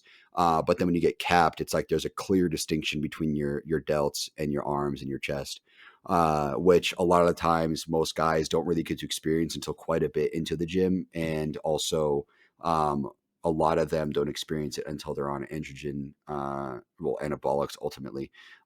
So for me, it took a while to build them up. And I've tried everything when it comes to how to train delts. For me, it was a combination of, because I don't really have too much androgen receptors in my delts, especially my front delts. My front delts look like shit. But for me, what works for my delts recently has really started to help a drastic amount from week to week, even on TRT. I can notice a ginormous difference in my delts now is strictly volume based training. So I've gone through high intensity and high volume, but from what I was experiencing before was I was like, okay, high intensity works better for me. So like 8 to 14 reps at the most, 14 at the most is what works for me. But come to find out, it was more because of the movements I was doing rather than the actual volume I was doing. It was my shoulders agreed less with free weight, and they agree a lot more with machine. So I've sent you my shoulder day. My shoulder day in the two main volume movements that I do is so I start off with dumbbell press. I go into lateral cable raises, which are just very hard. There's not pump focus. It's just very hard. I do front raises with a bar. It's, one of those preloaded bars. And I do upright rows with the cable machine and an easy bar attachment. Then I do rear delt machine flies supersetted with front raising with a plate. And I just do a plate for each set and just go till failure. And then I do the two main ones that have really helped my delts grow in size is lateral raise machine reverse drops. What that is I start off with so my first set is 45 pounds of the machine, and then I do 20 reps of that, immediately drop set to 50 pounds, so I go up in weight. Then I do 15 reps of that, then I drop set again up into a higher weight of 55 and do 10 reps of that. So overall I end up doing 45 reps in one set, and I do 4 sets of that. And then I move into my FST7 of pin loaded shoulder press. And even by the end of the lateral raise, reverse drop set, my delts are so fried, I can't even lift my arms. And it's just from those two movements, I've noticed a clear difference in my delts. I think I need to start incorporating something with my front delts, maybe some sort of FST movement instead of the plate raises, but my side delts have drastically increased in size. So that's just how my delts work. But also, like I said, some guys, I do mostly glute pinning when it comes to test, but when it comes to other guys, they might do delt pinning, and wherever you pin your test or whatever you're taking, that will also help promote muscle growth in that area. I recommend against anything else besides delt and glutes, just because it can be much more dangerous to pin, let's say, your chest or your quads like some other guys do. There's not as much oils. It's a lot easier to get infected there. Your body doesn't agree with it as much. It doesn't distribute well. Even just don't even do sub Q either. I think unless you're doing TRT and your body agrees with sub Q, but intramuscular, definitely do delts or glutes. And for me, my body agrees more with glutes. But some guys their body agrees very much with delts. So listen to your body when it comes to that. But keep in mind that if you are pinning in your delts, it's going to help with delt, slightly. It's going to help with delt progression slightly, and then same with glutes. It's going to help slightly with glutes. So something to keep in mind. But yeah, that's how I grow my delts, and delts are a huge component when it comes to judging in men's physique. It's going to help build that overall V frame, the Dorito shape you're mentioning. Having that V, having that wide shoulder, thin waist look, your shoulders are going to directly contribute to that. If you don't have your shoulders there, you're going to look small as hell when it comes to men's physique, especially. And delts is a very relatively easy muscle group to grow.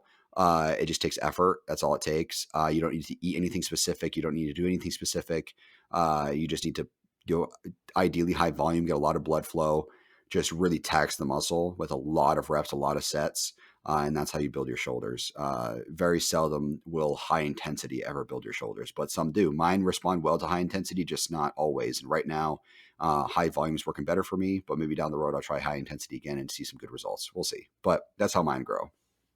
That's why you hear all over the place spam lat raises. I mean, lat raises is the example, but spamming. Like, you want to be hitting a ton of sets, like Paul just said, because A ton. I mean, that high volume style gets so much more blood flow to your shoulders, and your delts need it in order to grow.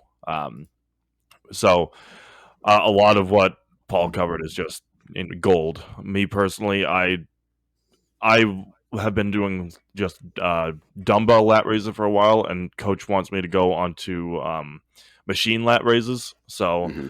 um, I know that's for the stability and also being able to really target and build mind muscle connection for your front rear side delts instead of just lat raising to oblivion. Hmm. So that's lat raises obviously are the big one for me when it comes to building shoulders. I personally have really good trap strength. I know we Yeah, talk me about too. traps sometimes and Yeah. combining with back and whatnot, but I train traps on my delt day. Hmm. Um, and so for me, that's just one exercise, just shoulder shrugging, and I can shoulder shrug a fucking Mack truck, but obviously not. But that's I have really good strength when it comes to traps. So for me, building size there is progressive overload, but that can be really tough for me because gripping that weight is tough. So because I'm at the point where I'm going into the 100, 110, 120 as I think my current split for dumbbells on shoulder shrugging, and that's a lot of weight to be gripping. So What's for your rep me, timing looking like? it's a 2 second squeeze at the top. So Okay. focusing on more the squeeze at the actual upward part of the rep, and then not a careless drop, but certainly not as focused on the time under tension in the negative. Um, Okay. so it's getting it upwards, squeezing, and then dropping back down. Um, Gotcha. and I'm able to do a lot of weight. So for me personally, I do high intensity for my traps, but I agree with lats. Like it is very easy to get a shoulder injury if you fuck up your lat raises and try too much weight or something like that. So it's important to find the weight that you're comfortable with and then progressively overload from there in your own time, because if you just if you see someone doing 40s and you're like, oh, I'm going to try that, and you try and do that for too long, like rotator cuff injuries are brutal. So Yeah. We all have I rotator cuff issues. like, especially like me coming from the baseball softball background, like I'm just a ticking time bomb when it comes to my rotator cuff. Um, so really make sure you're not overloading to like exactly what Paul was saying. Like high intensity is not always your best friend when it comes to delt hypertrophy. Um, I don't do it in my current plan, but one exercise that I fell in love with a while back is oh Christ, what are they called? Arnold raises, where you're doing a standard shoulder press, and then when you're down in the negative, you swing around and almost activate a little bit of chest while you do it. Yeah, it's Arnold Um, press. yeah, though I, Mhm. I I fell in love with those a while back. Coach doesn't have me doing them now, but I personally saw a lot of uh, growth when I incorporated those. And those you really can't do heavy sets on because of what you're. I mean, you can, but you should be more focused on making sure you get the rep absolutely perfect because of how complex it is in the movement. Um, so I personally think that's a really good one if you're looking to build size. Everybody should be shoulder pressing. This is not if you're going in and working delts and you don't shoulder press, you got something messed up because okay, me personally, it's just the best movement in terms of adding weight into your overall um, physique, like in terms of building your delts for the strength purpose, not for the look purpose, for the strength No, purpose. I was going to say you should have something for shoulder press. I Yeah. agree. I think whether or not you do bar, dumbbell, machine is completely up to you. I think at the end of the day, they're all going to kind of result in the same thing. But what I was going to add was just make sure that you're not doing behind the neck or behind the head shoulder press bullshit, Mm. because that's just not going to. It's That activates your lower traps almost. You're almost it's doing a back day with how it it's loads almost behind. yeah. When it's behind your head, it's going to be more of a compound movement than anything. I think it's almost like if you lean too far back in shoulder press. Um, Mm. But one thing I want to add to that, because you did say a lot of lateral raises, is shoulders is very, very uh the way the how should I say this? The direction that your hand the movement goes in is going to completely determine whether or not you hit a certain head of your delt. Biomechanics is very important when it comes to delts because your delts ultimately do the same thing. Your rear delts essentially raise your arms up and behind you, your side delts to the side of you, and front delt to the front of you. That's all they do. I mean, granted, they also press over your head, but that's not often in nature that we're going to be doing that. So it's more about raising your arm to the side, front, or back. So when you're doing some sort of lateral raise, whether it's front raises or side raises, even shoulder press, the degree of the movement is going to play a huge role. So something that's a common misconception that I see pretty often is when you're doing side lateral raises, you don't want to go straight to the side. I know that's going to sound kind of counterintuitive, but what you're going to want to actually do is kind of go 70 degrees to like 60 degrees when it comes Yeah, to you the almost actual have it angle of like the an rep. angle. Yeah, you want your arms pretty straight for the most part. You don't want your arms super bent, but you want the weight to be kind of in front of you. You kind of want to go almost diagonally from your body. It's just the way your delts are built. It's just the way the muscles built. It's just how the biomechanics work. Same with shoulder press. You can do shoulder press in a pretty inclined bench. Like you can do like a 60-degree inclined bench and still do some sort of shoulder press. Obviously, it's not as effective, but the degree that your shoulder press is going to activate your delts. If you did, let's say you did incline bench, shoulder press, you want your delts to be. So if you're doing incline, which I recommend against, it takes a lot of mind muscle connection. If you're going to be doing incline bench, you're going to want. I'm trying to think. You're going to want more. You want a wider grip because if you go more narrow, that's going to end up activating more of your delts. I mean, sorry, not your delts, your pecs.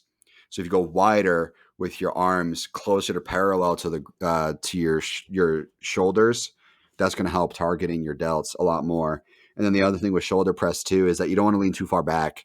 If you lean too far back on like a flat bench or like not a flat bench, like an upright bench or some sort of chair, you're going to end up targeting your chest a little bit without meaning to.